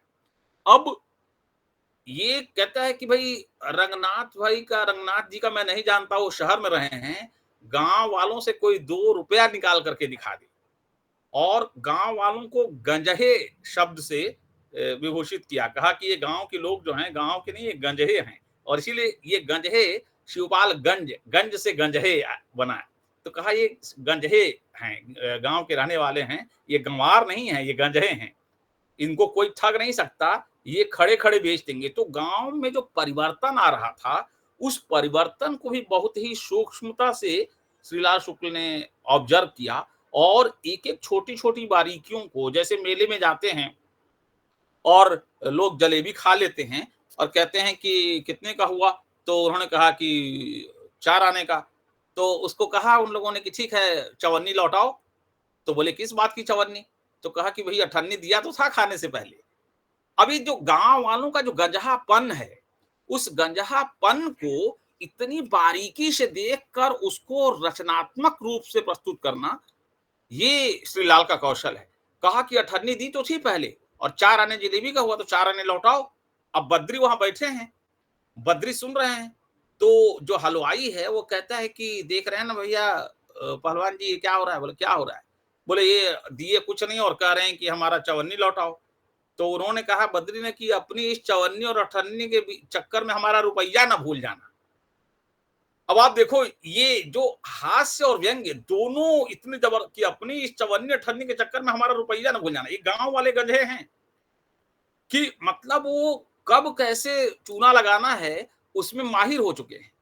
और सनीचर गांव की जो प्रकृति है कि लेग पुलिंग वाली, टांग खींचने वाली या आगे नहीं बढ़ने देने वाली, अब सनीचर का जो नाम है जन्म से, वो नाम उसका मंगल प्रसाद है। आप सोचिए क्या बात है, माता पिता ने उसका नाम मंगल प्रसाद रखा था, गांव वालों ने उसको सनीचर सनीचर सनीचर सनीचर कहा के सनीचरा बना दिया। अब उसका नाम सनीचर लोकप्रिय हो गया है और वैद्य जी के यहाँ वो मौजूद है और निक्कर में हमेशा दिखता है। तो इसके माध्यम से वो पूरे ग्रामीण भारत की जो वास्तविकता थी, वास्तविक जीवन पद्धति थी, उसको वो दिखाते हैं। जा रहे हैं तो अच्छा, रंगनाथ बौद्धिक व्यक्ति है, बौद्धिक व्यक्ति पर भी श्रीलाल की बहुत बारीक नजर है। इस उपन्यास का अंत ये बताता है कि बौद्धिक लोगों की हकीकत क्या है। बहुत शानदार इस उपन्यास का अंत है और वहां मैं पहुंचूंगा। आप देखेंगे कि जब वो जा रहा है मेले में, तो बोलते हैं कि रास्ते में एक जंगल पड़ेगा और वहां कांस की फुनगी पर एक गांठ लगा देना। अब मामा जी ने कहा है तो वो जब जा रहे हैं तो वो फुनगी में गांठ लगा देते हैं रंगनाथ। तो गांठ लगा देते हैं तो पूछते हैं शनिचर की क्या कर रहे हो? बोला मामा जी ने कहा है तो इसमें लगा देना, ये हनुमान जी की गांठ है। तो तुरंत जो है शनिचर जो है हनुमान जी का नाम सुनते ही बिल्कुल लौट जाता है और कहता है भाई धर्म कर्म के नाम में हम नहीं कहीं कुछ कहेंगे, लगाओ गांठ जितनी लगानी है। और उसके बाद जब वो लोग लौटते हुए आते हैं तो देखते हैं तो वहां पूरा गांठों का भीड़ लगा, मतलब चारों तरफ गांठ ही गांठ लगी है। ये जो अंधविश्वास, तर्क नहीं है कहीं भी। मामा जी ने कहा और लगा दिए गांठ, और गांठ लग गई तो उसको देख करके एक औरत ने लगाया, दूसरे ने लगाया, पता चला गांठ ही गांठ लगी हुई है। तो ये जो अंधविश्वास गांव के जनजीवन में व्याप्त है उसको भी दिखाते हैं और दिखाते हैं कि कैसे जो आरक्षण का लाभ, कि कैसे उसने माँ का सरनेम लगा के रिजर्वेशन का लाभ लेके नौकरी पाई और उसके बाद क्या किया कि जब वो पिता का जो ब्राह्मण का धर्म निभा करके कहा कि अब हम विवाह तो ब्राह्मणों के साथ करेंगे। तो ये जो पूरा छल छद्म था, उस पूरे छल छद्म को श्रीलाल शुक्ल ने अच्छे से दिखाया और उसमें एक कैरेक्टर लंगड़ का भी उन्होंने दिखाया कि जो जिसकी जिद है कि हम ईमानदारी से लेंगे। अब आप देखिए पूरा शिवपालगंज में ईमानदारी की जिद लिए हुए बस एक व्यक्ति नजर आ रहा है। ये समकालीन भारत की वास्तविकता को बता रहा है कि कैसे ईमानदारी की जिद पकड़ने वाला अकेला है और वो आजीवन संघर्षरत रहता है न्यायपालिका के साथ। उसकी दीवानी का मुकदमा चलता ही रहता है। उसको जिद ये है कि ईमानदारी से हम नकल लेंगे, नकल लेना है उसको अपने फैसले की, मुकदमे की। तो वो अब आप पूरा इस उपन्यास में एक व्यक्ति है जो ईमानदारी के राह पर चल रहा है, वो इकलौता है। शिवपालगंज में आने के बाद वो स्वास्थ्यवर्धन के लिए आए हैं रंगनाथ, बौद्धिक व्यक्ति हैं, और वहां जब देखते हैं कि कैसे उनके मामा जी ये पूरा शिक्षा जगत, ग्रामीण जगत और सब पर अपना कब्जा जमाए हुए हैं। वहां जो वैद्य जी को जब गुस्सा आता है तो वो अवधि में बोलना शुरू करते हैं, हमें प्रिंसिपली ना सिखावा। अब ये जो प्रिंसिपली ना सिखावा और इसके साथ साथ जाति प्रथा की जब बात आती है, खन्ना साहब और भीखम खेड़वी कोई स्थान विशेष के प्रभाव का को दिखाया जा रहा है, कहीं जाति को। और एक जगह कहते हैं श्रीलाल शुक्ल कि ये जो पटेल, गांधी, नेहरू ये सब जातियों के नहीं व्यक्तियों के नाम है, और जाति छीनने का सबसे बड़ा उपाय अच्छा है कि वो उसको उठाकर किसी एक व्यक्ति को दे दो, वो अपने आप खत्म हो जाएगी। जाति प्रथा, धार्मिक अंधविश्वास, ईमानदारी, इन सारी चीजों पर बहुत करारा प्रहार और करारी पकड़ श्रीलाल शुक्ल बना के रखते हैं। अब और न्यायपालिका की भी जो हमने बात की, मैं अगर इसके आखिर की बात करूं, इस अगर राग दरबारी के ही संदर्भ में बात करूं कि राग दरबारी के अंत में क्या होता है। राग दरबारी के अंत में रंगनाथ के कान में पलायन संगीत बज रहा है, और रंगनाथ कौन है? बौद्धिकता का प्रतीक है, बौद्धिक व्यक्ति का प्रतीक है। उसके कान मतलब विसंगतियां इतनी अधिक हैं कि उसको कोई रास्ता नहीं सूझता, उसकी सारी बौद्धिकता धराशायी हो जाती है और उसको अब एक ही रास्ता दिखता है कि यथार्थ यानी रियलिटी से मुंह चुराकर भाग चलो। और रंगनाथ भागता है, रंगनाथ पलायन करता है। मतलब रचनाकार की दृष्टि इतनी यथार्थवादी है कि जो जैसा देखा ज्यों की त्यों धर देनी चदरिया, कहीं से भी आदर्श को थोपने की कोशिश नहीं की श्रीलाल शुक्ल। उस पूरे उपन्यास का जो पात्र है, केंद्रीय पात्र रंगनाथ, पलायन संगीत सुनता है और अंत में निकल जाता है। वो बदलाव नहीं कर पाता, बदलाव उसके बस की बात नहीं है, क्योंकि विसंगतियों का ही पूरा प्रभाव है और विसंगतियों से टकराना कहीं ना कहीं उसके अपने वजूद के लिए भी बड़ा खतरनाक है। तो बौद्धिक व्यक्ति कैसे कितना यथार्थवादी है, कैसे वो देख करके पलायन कर रहा है, कहीं ना कहीं रंगनाथ उस चरित्र को भी प्रदर्शित करता है। ये पूरा उपन्यास, और यही कारण है कि इसके आगे फिर 1998 में उन्होंने वो विश्रामपुर का संत लिखा, कुंवर जयंती प्रसाद सिंह और 2-3 और उसमें सुंदरी और भी कैरेक्टर्स थे, 4-5 कैरेक्टर्स को लेकर के मुख्य रूप से उसको लिखा है उन्होंने। लेकिन राग दरबारी जिस तरीके से आधुनिक भारत की गाथा के रूप में प्रस्तुत हुई, और शुरुआत में इसको आलोचकों ने कहा कि ये ऊब का महासागर है, लेकिन जैसे जैसे उसकी परतें खुलती गई, वैसे वैसे श्रीलाल खुद आश्चर्यचकित थे उस उपन्यास की विवेचना के बाद कि क्या मैंने ऐसा लिखा है, क्या मैंने ऐसा लिखा है। अच्छी रचनाओं की कसौटी यही है कि उसमें अर्थ की व्यापकता छिपी हुई हो, आप जितनी बार पढ़ें उसमें कुछ ना कुछ अर्थ निकल के आवे। तो इस दृष्टिकोण से मैं देखता हूं कि श्रीलाल शुक्ल के पास अध्ययन है, अवलोकन क्षमता है, प्रहारक क्षमता है। श्रीलाल कहां पर जाकर समकालीन व्यंग का, जिसकी मैं चर्चा किया था कि हरशंकर परसाई और श्रीलाल शुक्ल दोनों एक ही काल में जन्मे हैं, एक अवध में जन्मा और एक मध्य प्रदेश में, तो क्यों श्रीलाल परसाई के बराबर नहीं दिखते? क्यों परसाई की तरह वो करुणा नहीं दिखाई देती उनके लेखन में? क्यों वो बेचैनी नहीं दिखती? मतलब खिलंदड़ापन तो खूब है, और हास्य और व्यंग का समावेश भी, व्यंग विनोद भी बहुत जबरदस्त है, उनकी दृष्टि और उनके पास भाषा भी बहुत जबरदस्त है। तो लेकिन उसके बावजूद वो मर्म स्पर्शी वाली जो चीज है, जिसको कहा कि पाठक पढ़े और चकित हो जाए या बिल्कुल उससे कनेक्ट हो जाए कि ओह क्या लिख दिया, ये वाली चीज इसलिए नहीं है क्योंकि खुद श्रीलाल कहते हैं कि विचार ही वो चीज है। अखिलेश को एक इंटरव्यू दिया था हमारे श्रीलाल शुक्ल ने, और तद्भव पत्रिका का प्रवेशांक जब अखिलेश को निकालना था तो पहला अंक प्रवेशांक जो है श्रीलाल शुक्ल पर एकाग्र शीर्षक से उन्होंने निकाला, और उस विशेषांक के लिए अखिलेश ने इंटरव्यू लिया था श्रीलाल शुक्ल का, श्रीलाल शुक्ल ने उसमें बताया कि परसाई अपनी विचारधारा के कारण, वैचारिकी के कारण हम लोगों से मीलों आगे निकल गए। और उसके बाद वो ये भी एक्सेप्ट करते हैं कि लेखक तो मूलतः प्रगतिशील होता ही होता है। और अपने लिए भी वो कहते हैं कि मैं सड़क के कुछ दूर बाईं तरफ खड़ा, बहुत साफ साफ उस इंटरव्यू में वो कहते हैं कि मैं सड़क पर बाईं तरफ खड़ा। ये जो बाईं तरफ खड़ा होने की जो पक्षधरता है कि बाईं तरफ कौन चलता है, बाईं तरफ, इसकी जो अर्थ व्यंजना है वो भी बहुत शानदार है। लेकिन चूंकि आप जब शासन का हिस्सा होते हैं, मैं इसको बड़ा बारीकी से देखा कि परसाई बार बार शासन का हिस्सा, व्यवस्था का हिस्सा बनते हैं और निकल के विद्रोह करके बाहर आ जाते हैं।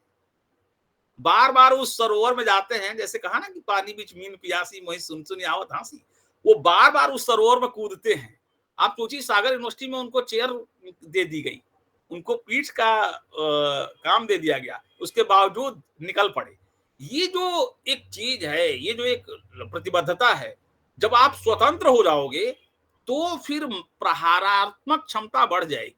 जब आप शासन का हिस्सा रहोगे तो उतना आप देख लोगे, समझ लोगे, लेकिन शायद उसको लिखने में कहीं ना कहीं वो एक मजबूरी, चुनौतियां ज्यादा हैं। आप शासन का हिस्सा रहते हुए जब लिखते हैं तो ज्यादा बड़ी चुनौती फेस करते हैं। जब शासन से बाहर रह के लिखते हैं तब तो आप बिल्कुल स्वतंत्र होते हैं और आप आमने सामने सवाल कर सकते हैं।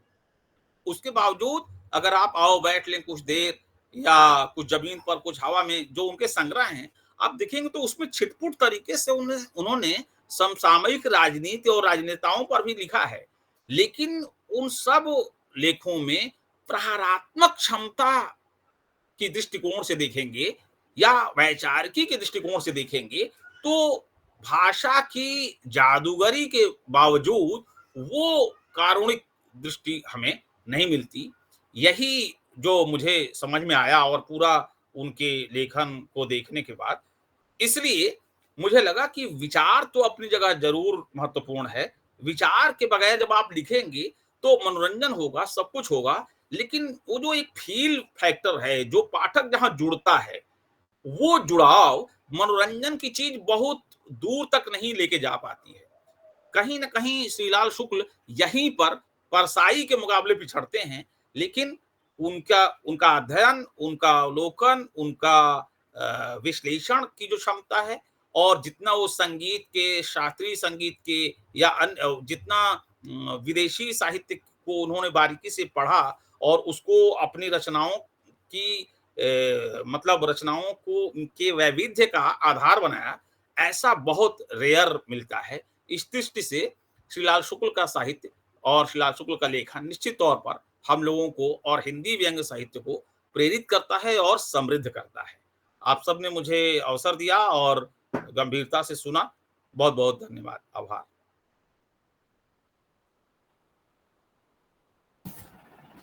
बहुत बहुत आभार तिवारी जी। आपने परसाई जी की दृष्टि के साथ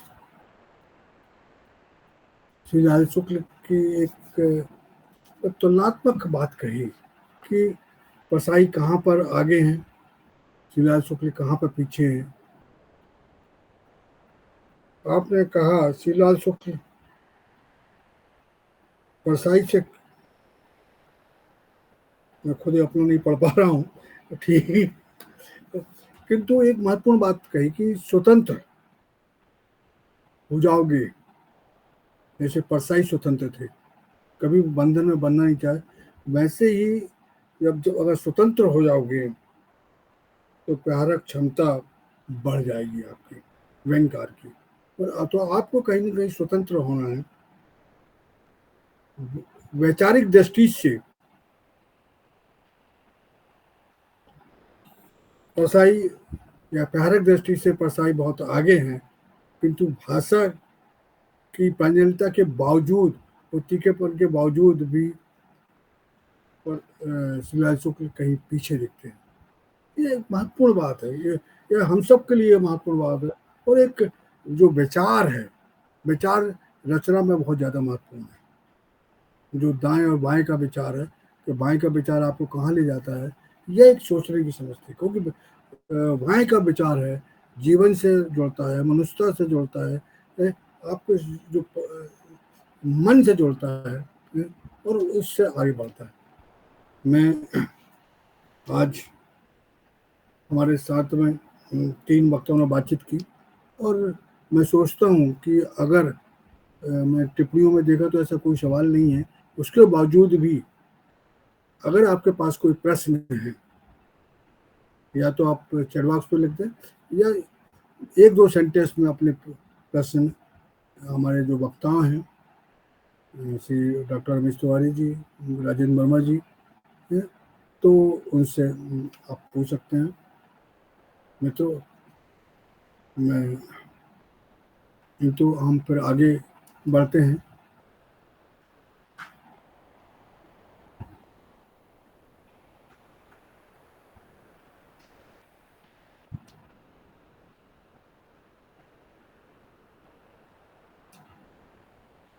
जब तक बात हो रही है कि तिवारी जी ने एक बड़ी महत्वपूर्ण बात को रेखांकित किया कि श्रीलाल शुक्ल जितने यथार्थवादी हैं, उनकी रचनाओं में यथार्थ दिख रहा है, और उस यथार्थ को वो आदर्शवादी नहीं होने देते। आदर्श कहीं उनके पीछे नहीं पड़ता है। तो मेरे ख्याल है कि अब किसी के पास कोई ऐसा प्रश्न नहीं है, तो हम बहुत सम्मान के साथ हमारे साथी टीकाराम साहू जी से अनुरोध करता हूँ कि वे हमारे वक्ताओं का और जो हमारे श्रोता हैं उनका प्रदर्शन करें। एक लाइन में जोड़ देता हूँ। वो जी। प्रभाशंकर जी ने लिखा है कि व्यंग सुशिक्षित मस्तिष्क की विधा है, इसे प्रेम जी अपनी ओर से उद्धृत करते देखे गए हैं। तो मैंने एक बार उनको बोला था कि ये श्रीलाल शुक्ल ने लिखा है, तो उन्होंने सफाई दी कि उन्होंने सुशिक्षित मस्तिष्क की देन कहा था, मैं उसको विधा कह रहा हूँ। तो यही सफाई उन्होंने दी थी, तो मैंने कहा ठीक है जी। टीकाराम जी।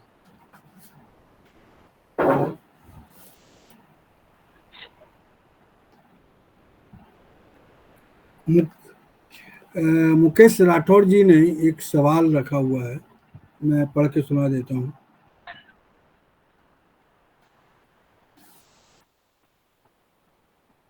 मैं पढ़ दे रहा हूँ। जी जी। व्यंग साहित्य में परसाई जी, शरद जी, त्यागी जी की तिकड़ी के साथ श्रीलाल जी को चौकड़ी के रूप में क्यों न शामिल किया जा सका? वर्मा सर ज्यादा अच्छे से बताएंगे। हम भी चाहते हैं कि वर्मा जी को ही सुना जाए। सर आप बताएं। वर्मा सर, माइक बंद है वर्मा सर आपका जी। भाई मुकेश जी, मुझे लगता है कि जो चौकड़ी है ना, चौकड़ी में तो शामिल है ही है। वो जो है तिकड़ी कहते हैं हम लोग सुविधा के हिसाब से, चौकड़ी तो है ही है, बल्कि वो कहना चाहिए पंचकड़ी है। शंकर पुरतम्बाकर को भी मिला लिया है तो पंचकड़ी है। ठीक है, 4 स्तंभ तो माने ही गए हमारे बीच। और ये है कि श्रीलाल जी का जो सबसे बड़ा योगदान है, जैसा कि अभी रमेश तिवारी जी ने कहा, कि वो है राग दरबारी। राग दरबारी तो ऐसी कृति है कि आपको मतलब हिंदी क्या दूसरी भाषाओं में नहीं मिलने वाली। और जिस ढंग से, जैसा कि अभी आपने सोनी घाटी का सूरज की बात करी, तो एक यूटोपिया की बात थी उसके अंदर। जैसा कि शुरुआत में हर कोई लिखता है, उपन्यास जब शुरू करता है तो ये इसी तरह से करता है। हालांकि आदमी का जहर में उन्होंने थोड़ा सा जासूसी वाली बात रखी, लेकिन ये जो जब साहित्यिक उसमें क्षेत्र में श्रीलाल जी गए, तो सोनी घाटी का सूरज यूटोपिया का उपन्यास है। लेकिन वो जब इधर आए, 4-6 साल 10 साल काम किया उन्होंने इस पे साहित्य के क्षेत्र में, और अनुभव अर्जित किए अपने सरकारी नौकरी में, तो उन्होंने देखा कि तो छद्म है, हकीकत से मुंह चुराना है।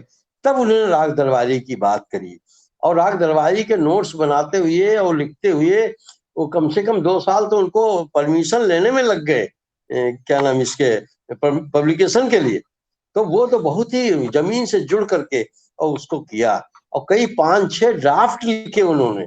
बहुत पहले रफ टफ लिखा था, फिर उसको और थोड़ा माइल्ड किया, और बड़ी मुश्किल से उसको छापने के लिए राजकमल तैयार हुई। तो पहले, अब तो खैर उनको एक गर्व का विषय है कि राग दरबारी की इतने संस्करण छप गए। तो श्रीलाल जी का जो अभी मैंने पहले भी इशारा किया कि जो श्रीलाल जी के व्यंग हैं वो सिर्फ व्यंग नहीं है, वो कहानियां हैं, वो क्लासिकल निबंध है, और उसमें भाषा का आपको जो है एक मिलेगा, ये जिसका कहना चाहिए कि खिलरनड़ीपन तो खैर बहुत हल्का शब्द है, लेकिन एक भाषा का एक जो प्रयोग है, एक विस्मयकारी प्रयोग है। व्यंजना शक्ति का जो एक अद्भुत उसकी ताकत है। नरेशन में अभिधा के बजाय व्यंजना से जो काम लेते हैं, भाषा की जो तरलता है, जो सहजता है, और उसकी व्यंग परकता है, उसकी जो चीजें हैं, कथ्य के स्तर पर जो जो काम करते हैं, तो वो ज्यादातर उनकी रचनाओं में बहुत पूर्वानुमान आप नहीं लगा सकते कि रचना कहाँ खत्म होगी। वो बिल्कुल रटी रटाई से बी ग्रेड सी ग्रेड की फिल्में होती, पता होता कि यही होना है। तो ऐसा उनका स्ट्रक्चर नहीं होता है कि एक हीरो है, एक विलन है, तो यही होना है। नो, वो बिल्कुल पूर्वानुमान नहीं लगने देते कि रचना कहाँ पे खत्म होगी और किस स्तर पे जाएगी। लेकिन जो उनका उद्देश्य है लेखन का, वो उद्देश्य चाहे राग दरबारी हो, राग दरबारी में चूंकि व्यंग का जो एक दौर आया है उसके अंदर, वो बहुत ही छोटे छोटे टुकड़ों में बहुत ही बारीक तरीके से फैला हुआ है। बाकी जगहों पे एक सुशिक्षित मस्तिष्क वाली बात है, उसमें सुशिक्षित वाली बात लागू नहीं होती है राग दरबारी में। बाकी इनकी रचनाओं में सुशिक्षित वाली बात लागू होती है, क्योंकि जो हम, अगर आप क्लासिक की बात करें, आप टॉल्स्टॉय के पढ़िए, आप चेखोव को पढ़िए। चेखोव की ये क्लर्क की मौत की बात बहुत चर्चा की जाती है, परसाई भी उसको एक मानते हैं, एक जो है आदर्श रचना मानते हैं। लेकिन अगर आप उसको बहुत पढ़ें तो बहुत उसके अंदर बहुत ही घातक तरीके से उसका कोई विवरण नहीं मिलता, बहुत ही स्मूथिंग तौर पे वो चलती, स्मूथली चलती रचना। तो ये जो मैंने जो महसूस किया है कि जो एक आदमी के अंदर जो छिपी प्रवृत्तियां होती हैं उनको उजागर करते हैं वो, और वो जो सभ्यता की समीक्षा करते हुए चलते हैं उस प्रवृत्ति के सापेक्ष, पुराण से भी, इतिहास से भी, और सब आज के बड़ी बड़ी घटनाओं से जुड़ते हुए, और आज के समय में जो मूल प्रवृत्तियां हैं वो किस प्रकार से गड्ढ-मड्ढ हो गई हैं, वो मिल गई हैं, जो हम उनकी प्रशंसा भी करने लगे हैं, कभी धार्मिक कारणों से, कभी किसी कारण। जय श्री राम, राम से जो राम राम पद था, गांव में प्रणाम के लिए चलता था, वो जय श्री राम कैसे देखते देखते नारे में बदल गया है, कैसे हिंसक रूप धर लिया उसने। तो ये जो एक यात्रा हुई है, ये सभ्यता का जो ये पाखंड है, ये जो आवरण जिसमें छिप चुका है मूल्यों के आवरण में, इसको उघाड़ते हैं। तो ये जो प्रवृत्तियों को वो करके हतप्रभ करते हैं, उनकी ये चिंता जो है, उनकी जो लेख की चिंता है, उनकी जो टीपें हैं, वो एक स्तरीय, विश्व स्तरीय लेखकों में उनको शामिल करती हैं, क्योंकि मनुष्य भाव की रक्षा की बात करते हैं। वो सिर्फ एक ये टिप्पणी करके नहीं रख देते, जैसे आजकल ये किसी घटना पर व्यंग किया है। तो इसीलिए उनकी रचनाओं में बहुत समय सापेक्षता भी नहीं मिलेगी, बहुत ही फौरी संदर्भ भी नहीं मिलेंगे। वो आज पढ़ें, 10 साल बाद पढ़ें, आपको वो उसको उतना ही मजा मिलेगा, भले ही कि वो परिणाम में बहुत आपको बेधक न लगे, कि वो बहुत ही आपको वो प्रहारक न लगे, लेकिन वो उनकी जो अपनी एक तासीर है, तो वो एक हमेशा रहेगी। और जितना क्लासिकल है, वर्ल्ड का क्लासिक है, आप देखिए वो रचनाएं, आप कोई भी रचना लेंगे तो वो बहुत ही ज्यादा, बहुत ही आराम से चलने वाली चीज है। पुरानी फिल्में ले लीजिए, क्लासिकल फिल्में ले लीजिए, 2 बीघा जमीन ले लीजिए, आप देखिए, और भी तमाम, एक क्लर्क की मौत तो हमने जिक्र किया, और भी तमाम चीजें जो व्यंग धर्मी तमाम चीजें हैं और जो रचनाएं हैं, आप उसको पढ़िए, तो वो हर जितनी बार पढ़ेंगे उतने अर्थ खुलेंगे, वो उतने ही परतों से आपका सामना कराएंगे। यही एक खूबी होती है अच्छे लेखक। एक ये किशोर अग्रवाल जी ने पूछा है, मैं एक लाइन में बोल के फिर मैं टीकाराम जी को दे देता हूँ कि वो आभार प्रदर्शन करें। अब वो किशोर अग्रवाल जी ने पूछा है कि आज का चुनावी तरीका क्या नेवादा वाला है? श्रीलाल जी के बताए चुनावी तरीके आज कितने प्रासंगिक हैं। असल में श्रीलाल जी ने जो देखा सारा, वो बिल्कुल इतना बारीकी से देखा था कि पूछिए मत। वो पिता पुत्र संबंध हो या चुनाव हो, ये सारी चीजों को वो छोटे देखिए किशोर अग्रवाल जी जो है ना, ये मॉडर्न जो है समय के श्रीलाल जी के ये एक साथ चलने वाले लोग हैं। हाँ बिल्कुल। तो और ये और किशोर अग्रवाल जी को बताऊं, राग दरबारी में उन्होंने कहा था, सनीचर पुलिस वाले के हाँ आगे खड़ा हो गया था और हाँ कहा उसने कि तुम हो सरकार के तो हम भी हैं दरबार के।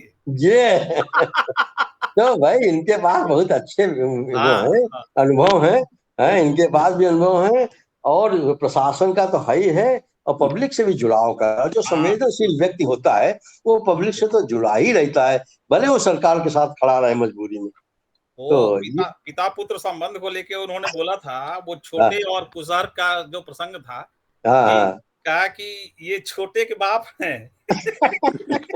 कहा ये छोटे के बाप हैं, इन्हें कौन मारेगा। ये कौन मारेगा। कहा ये छोटे पहलवान के बाप हैं, हाँ, हाँ, उसे उसे छोड़कर किस साले में दम है कि इनको हाथ लगा दे। बिल्कुल बिल्कुल वो बेटा ही मारता है। बिल्कुल। और कुशर को बोला ये कुशर भी किसी से कम नहीं है, बाप के साथ भी यही व्यवहार किया था। इनके बाप गंगा दयाल जब मरे थे तो यह हाँ, उनकी अर्थी तक नहीं निकलने दे रहे थे, कहते थे कि घाट तक घसीट कर डाल आएंगे। बिल्कुल बिल्कुल। तो वो तो कोई पहलू लोग का भी छूटा नहीं है उनसे। मैंने बहुत पहले कहा बहुत ना कि जो सभ्यता का जो एक पाखंड है, जी सभ्यता को जो हमने पाखंड के रूप में परिवर्तित कर लिया है, हाँ, उस पर प्रहार किया है श्रीलाल जी। बहुत जबरदस्त तरीके से। हाँ, और वो सबसे बड़ी खूबी है कि जब तक उसको आप समझेंगे नहीं, बाहरी ऊपरी तौर पर नहीं दिखेगा आपको, ऊपरी तौर को अच्छा लगेगा। इसीलिए लेखन का व्यंग कर्म इसलिए कठिन हो गया आज के समय हाँ में। मैं तो खुद ही ताजुब करता हूँ कि लोग लिखते हैं, रोज दिखता है कि ये कॉलम छपा, वो कॉलम छपा, लेकिन जब पढ़ते हैं तो बहुत निराशा होती है। लगता है यार इससे अच्छा नहीं, ये इस आदमी ने ना लिखा होता, 5 रचनाओं के बदले 1 रचना लिखी होती तो शायद अच्छा लिख पाता है। बिल्कुल। और तो मैं इसीलिए तो बहरहाल नहीं लिख पाता हूँ, ये मेरी अपनी राग व्यक्तिगत कमजोरी राग है। दरबारी का शीर्षक ही कितना शानदार है अरे वो तो कि शीर्षक दरबार है का तो राग है वो, बिल्कुल क्या बिल्कुल। शानदार है, मतलब कि राग नहीं, दरबारी। इनके तमाम शीर्षक, इनके 2-4 जी जी, शीर्षक देखिए, अंगद का पाँव बहुत अच्छा शीर्षक है। बहुत अच्छा वो शीर्षक। तो उसमें थोड़ी सी गड़बड़ी यही है कि जो उसको तुलना की गई उसमें लिंग भेद थोड़ा सा। अब इनके जैसे स्वर्ण ग्राम और वर्षा, जी अगली शताब्दी का शहर, हाँ होली और 1984 हाँ बिल्कुल। है, सकल बन ढूंढूं एक सांगीतिक रूपक जी जी जी है। जी अब कालिदास का संचित हाँ संस्कृत पाठशाला में प्रसाद जी है, वह संसद में जाना चाहता है। साहब का बाबा, अब देखिए कितना व्यंजन बहुत बहुत सुंदर। पद है, साहब का बाबा, बस हो गया। तो इस तरह से भाई अभी बहुत बहुत सीधा, एक बहुत सीधा आदमी, सफेद कॉलर का विद्रोह। जी तो ये सब, ये तो इससे पता लगता है ना कि आपकी समझ क्या है। मैंने इसीलिए हमेशा कहता हूँ कि भाई शीर्षक है ना, वो बताता है कि आपकी समझ क्या है और किताब में क्या, मतलब रचना क्या कहना चाहती है। ये उसका उसका एक एक्सरे है। जी जी बिल्कुल। तो चलिए चलिए, बहुत बढ़िया चर्चा जी रही। जी हाँ, जी। बहुत बढ़िया चर्चा तो रही। टीकाराम जी, आपके आभार प्रदर्शन के पहले हम लोग बोल लिए, अब आप आभार प्रदर्शन करेंगे होंगे, सैनी जी ने आपको आमंत्रित कर दिया था। हाँ, बिल्कुल बिल्कुल। नमस्कार सर सभी की जो बानवे प्रकार जो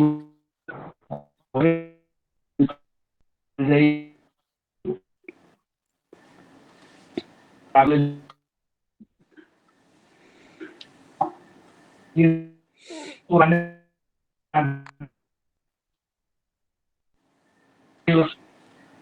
आवाज कट रही है लगता है टीकाराम जी की। आप अपना कैमरा ऑफ आवाज कर दे लहरा रही है आपकी। टीकाराम हाँ, जी, अब बोलिए। तो वाले दो साथ ही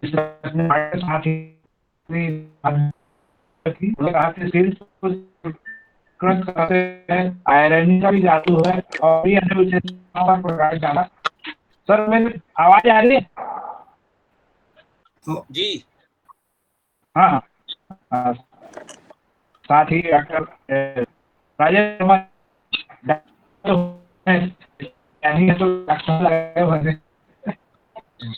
तो दो रचनाओं का और उल्टी देवी का झोला। एक बात उन्होंने विशेष कही राजेंद्र वर्मा जी ने,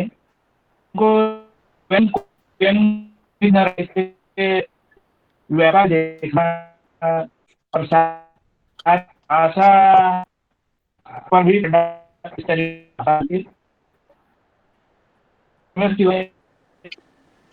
एक महत्व स्वतंत्र हो जाए तो आपकी जो है इस तरीके से उनके तमाम लेखन दरबार पर आप सभी वक्ताओं का बहुत बहुत आभार।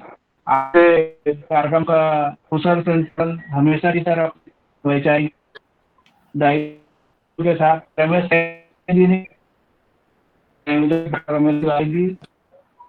और हमारे आपके संचालक साहब अभिजीत कुमार कार्यक्रम में अच्छा जी, हिरेन अरोड़ा, साथ ही प्रसाद मिश्र, अग्रवाल, ललिता जोशी, मुकेश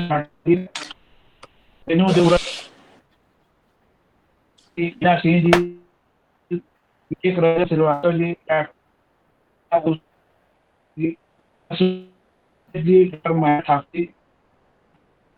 और अग्रवाल जी, इन सभी के मेरे पास नाम है। सभी का हार्दिक आभार और उन लोगों का भी आभार जिनके नाम मुझसे छूट गए होंगे, सभी बहुत बहुत धन्यवाद टीकाराम साहू जी, आपका हृदय से आभार। और मेरा ख्याल कोई नाम नहीं छूटे, अगर छूट गए हैं तो उनका भी हृदय से आभार व्यक्त कर लेता हूँ और औपचारिक रूप से आज की गोष्ठी की समाप्ति की घोषणा करता हूँ।